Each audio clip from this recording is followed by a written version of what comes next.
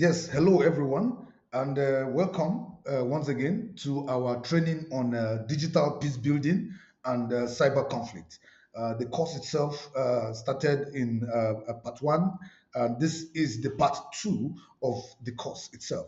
The course cyber peace building, like I said in our in the part one, is a very strategic topic. It's a very strategic course title, and we know that it is trendy. It is, it is something that is in line with contemporary issues. And we have actually dealt with the introduction and the module one in the part one of this training. The module two has actually commenced also in part one of this course. We are almost rounding module two in part one already, but we will just quickly look at, do a small, a slight review of what we have done in part one before we proceed. We started part two of this training on digital peace building and cyber conflict. And of course, we were on module two where we talked about cyberspace, power, and security. We looked at we tried to expatiate what we mean by power in cyberspace. We looked at cyber power. We talked about cyberspace and national security. I will advise you get to watch the part one of this course so that you have a foundation of the course itself before you watch this part two in case you're just coming on board. We looked at cyberspace and national security. We went as far as looking at actors exercising power in cyberspace. We also discussed that in part one of this course, where we looked at cyber deterrence and strategic stability. We also looked at cyber power and asymmetric conflict.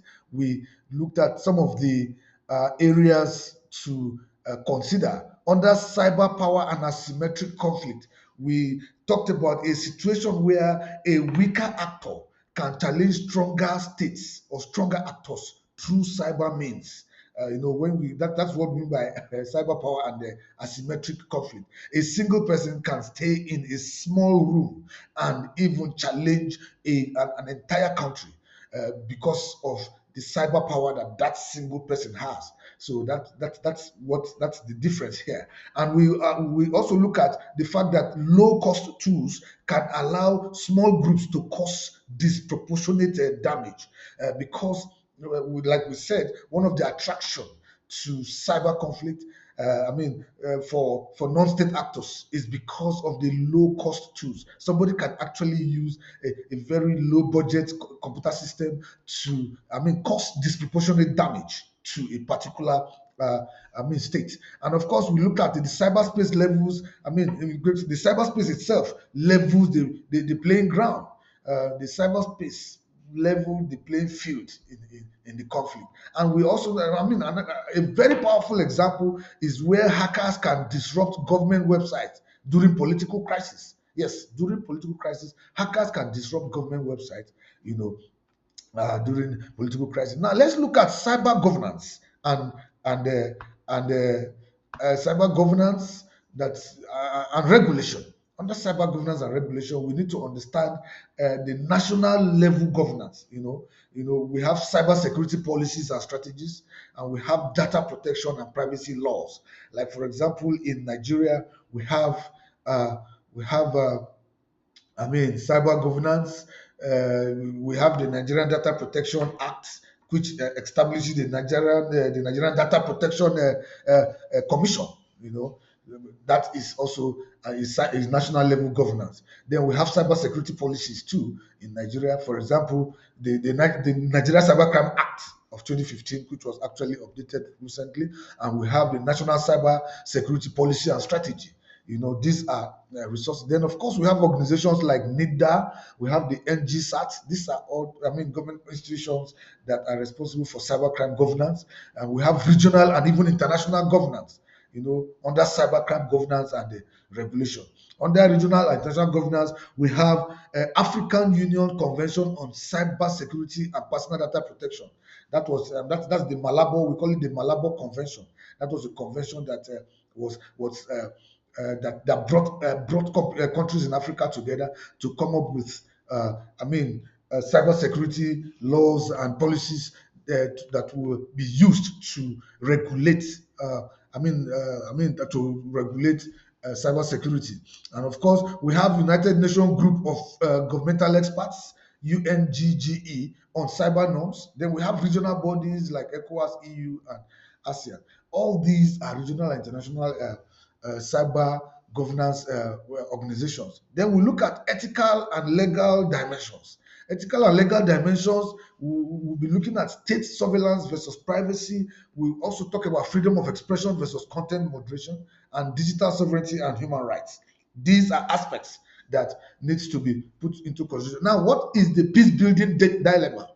Peace building dilemma: how to counter harmful online content without undermining democratic freedoms is a very big challenge in peace building. How do you counter harmful online content without, undermining democratic freedoms? These are some of the things that we'll look at. Now, we should quickly look at a case study.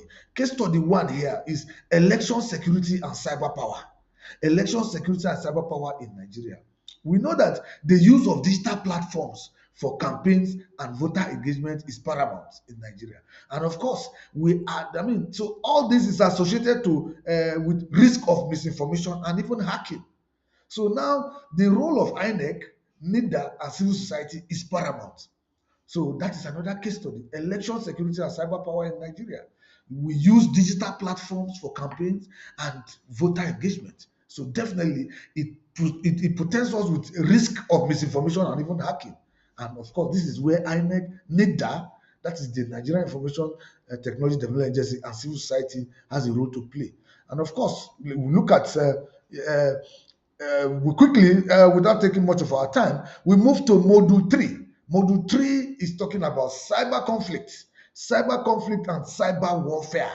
Cyber conflict and cyber. Now, what do we mean by cyber conflict? How do we define cyber conflict? Cyber conflict actually involves the use of digital means. The use of digital means to do what? To compete for power and influence, to disrupt systems or societies, or to even undermine political, economic, or social stability. That is cyber conflict. Using digital means to compete for power and influence, to actually disrupt systems and societies, and also undermine political, economic, and social stability. And it may occur, cyber conflict can actually occur below the threshold of armed conflict. Yes. And it may even occur continuously without even formal declaration. That is an example of cyber conflict. Now, let's talk about cyber warfare. What is cyber warfare? Of course, cyber warfare refers to state-sponsored or state-directed cyber operations. State-sponsored or state-directed cyber operations that is intended to do what? To damage or disable critical infrastructure. And it can also be intended to support military objectives, and it can also be intended to gain strategic advantage during conflict. That is cyber warfare. That is in its simplest definition. Now, what are the key differences? Cyber warfare is usually linked to national security or military objectives, while cyber conflict is broader and it's on a continuous basis. Those are the two key differences, because cyber warfare is linked to national security or even military objectives. But cyber conflict is broader and it is more, it is continuous. Now let us look at types of cyber operations.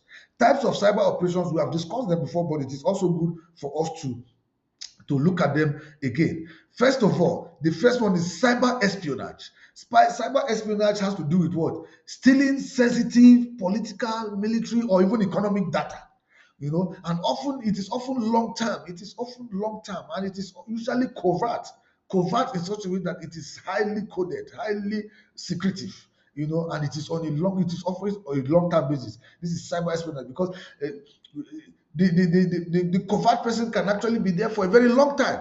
Example of cyber espionage is attacks that are targeting government databases and even diplomatic communications. These are cyber espionage. This kind of attacks that is targeting government database and also diplomatic communications. Then there's the second category is cyber sabotage, which we have discussed in earlier. Cyber sabotage has to do with what? Disrupting or even destroying systems.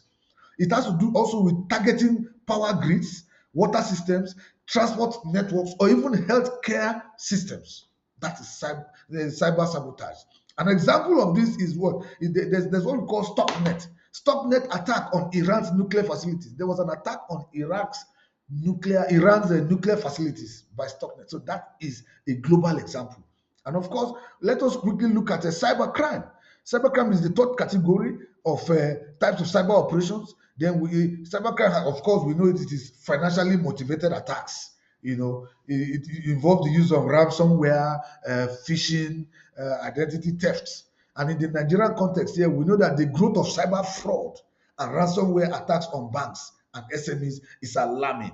These are examples of cybercrime, the growth of cyber fraud, and that is why the demand for cybersecurity professionals will continue to be on the rise. Then what about information warfare? That is the fourth category. Information warfare has to do with disinformation and propaganda, and it has to also do with psychological operations. We call it PsyOps, of course, and it has to do with manipulation of narratives. This is information warfare. Then cyber terrorism is the fifth category, which has to do with what? The use of cyber tools to create fear or disrupt society. And of course, it often overlaps with propaganda and even online recruitment. So we must take note of that. Then let's just quickly look at cyber warfare and hybrid conflict. Cyber warfare and hybrid conflict. What is hybrid warfare? Hybrid warfare combines cyber operations, information warfare, economic pressure, and even conventional military force. We have been told, according to by some sources, that even the Russian-Ukrainian war actually started in the cyberspace. That in fact it started as a cyber operations before it even became the normal physical conventional warfare that we see today.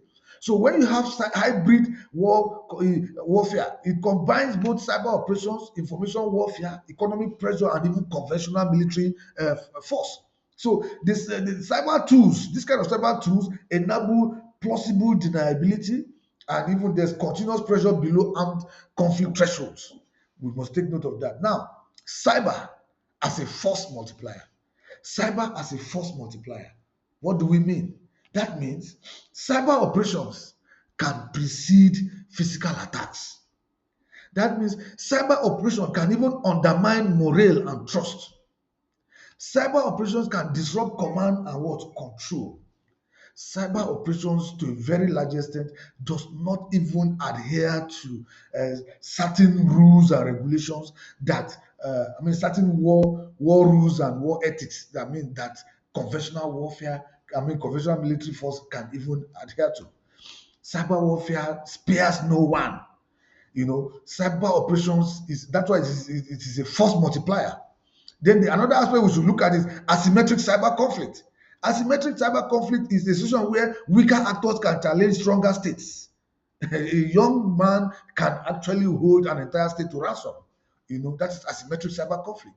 Of course, we know that there is low cost of entry. With just some small amount of money, you can easily get the necessary tools to shut down an entire system's operations. And there's high potential impact. The potential impact of asymmetric conflict is usually high. Then we have an example of a hacktivist attacks against government websites during protest. A particular group of people can be protesting and they can use hacktivists to attack the government websites during protest. So we can see that. So we've seen a lot of case studies. We even have a case study here on that of the Ukrainian-Russian war, where we see that the cyber attacks on power grids, banks, and government systems, it actually took place between Russia and Ukraine cyber conflict. It started there. There was disinformation campaigns targeting public morale, and there was integration of cyber and kinetic warfare. It was hybrid also. So the lessons we must learn is that cyber resilience is critical for national survival. Cyber resilience is critical for national survival. And of course, information warfare actually shapes public perception and legitimacy. Information warfare shapes public perception. The kind of information warfare where we have disinformation, misinformation, it can shape public perception. Propaganda can shape legitimacy. The case study we have in Nigeria is the kind of cyber conflict that is below armed conflict. We have cyber crime and political misinformation in Nigeria. We have election-related disinformation campaigns, and we have attacks on financial institutions. That is what is very prevalent in Nigeria, our country, as a case study. Cybercrime and political misinformation is on the rise, and of course, election results and misinformation and disinformation campaigns, and of course, attacks on financial institutions. Now, let us look at the institutions involved here. We have EFCC cybercrime units that actually enforces cybersecurity, and NGSAT, Nigeria SAT, is also there. Then the case study of an Africa, I mean, in the African continent, is election-related cyber threats. In Kenya, there was social media manipulation, there was disinformation and hate speech, there was digital monitoring by civil society. All this actually took place. Now let's talk about cyber conflict and critical infrastructure. Why critical infrastructure is targeted? Why is critical infrastructure targeted? One, it has high societal impact. Two, it has symbolic value. Three, it brings about economic disruption. That is why critical infrastructure is targeted. Examples are power outages, for example. Another one is financial system disruptions. And of course, another one is healthcare systems paralysis. These are critical infrastructure, why they are targeted, so that they can have high impact and they can have symbolic value and they can even bring about economic disruption. We had over the news sometimes last year when there was a cyber attack in one of the most popular, very popular airports in UK, where passengers were stranded and there was an attack on their systems and everything was disrupted. So these are some of examples. Now, what are the implications of some of these attack on critical infrastructure? What are the implications for peace building? The implications for peace building is quite simple. It has challenges and it has what? Opportunities. Has challenges and opportunities. Now, the challenges is that the challenges of difficulty in attribution is still there. The escalation risk is a challenge because in split seconds it escalates beyond description, beyond explanation, and the civilian harm without visible violence is actually there. So these are the challenges and implications for peace building. Then the opportunities for peace building in some of this cyber conflict and critical infrastructure is that early detection through digital monitoring is possible. There's opportunity for early detection through digital monitoring. There is opportunity for what? Counter disinformation strategies. Counter disinformation strategies, and also cyber diplomacy and confidence building. These are opportunities for peace building when you can use cyber diplomacy and confidence building. Now, peace building responses to cyber conflict. What are the peace building responses to cyber conflict? One, strengthening cyber resilience. Two, promoting international cyber crime. Three, supporting digital literacy and media education. And four, building early warning systems. These are the major peace building responses to cyber conflict. When you strengthen cyber resilience, that's why we have said it time and time again, that if you want to become a peace building practitioner, you have to understand cybersecurity at least to a certain level. You have to know cyber peace building. You have to know cyber resilience. You cannot be a complete peace building practitioner without being a cyber conflict expert, because you will definitely need to use digital systems, digital technology to prevent conflict, to even promote peace and dialogue within the cyberspace. Yes. So now building early warning systems using digital technologies is very key. Supporting digital literacy and media education is important as a peace building practitioner, and even promoting international cyber norms. These are the responses that peace builders can work on. Now we are done with module 3 of this, so we quickly enter module 4. In module 4, we are looking at a topic very key: social media, misinformation, and online hate. Social media, misinformation, and online hate. Very, very important. Now, we will actually want to understand, why does social media matter in conflict? Why does social media matter in conflict? Why? Why does social media matter in conflict? These are some of the things that we will need to look at. Now, for example, social media. Why does it matter? Very quickly. One, Social media actually enables rapid information dissemination. That is why it matters. Social media actually bypasses traditional gatekeepers. Social media amplifies emotional and even polarizes content. Social media connects online narratives to offline action. That is why it matters. The platforms that are commonly involved here are what? Facebook, which is Meta, X, which is the formerly Twitter, WhatsApp and Telegram, TikTok and YouTube. These social medias matter in conflict because they can enable rapid information dissemination, they can bypass traditional gatekeepers, they can amplify emotional and polarizing content, and they can even connect online narratives to offline action. Now let us understanding harmful information. Understanding harmful information. There is what we call misinformation, there is what we call disinformation, and there is what we call malinformation. These are three different aspects. That is how to understand harmful information. Misinformation has to do with what? False or inaccurate information shared without intent to harm. That is misinformation. False, inaccurate information shared but no intent to harm. Then disinformation has to do with deliberately false information shared with the intention to deceive or manipulate. That is disinformation. You can see the difference between misinformation and disinformation. Misinformation without intention to harm, but disinformation is with the intention to deceive and manipulate, sharing false information or inaccurate. Then malinformation has to do with what? Genuine information shared maliciously. Example, maybe a leaked private video. That is a malinformation. When we share leaked private videos that are not supposed to get to the public, but all three of them can escalate tensions and undermine trust. All the three, misinformation, disinformation, or malinformation, they can undermine tensions and they can escalate tensions and even undermine trust.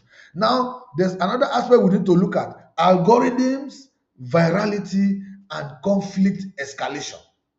Algorithms, virality, and conflict escalation. Algorithms actually polarize engagement and not accuracy.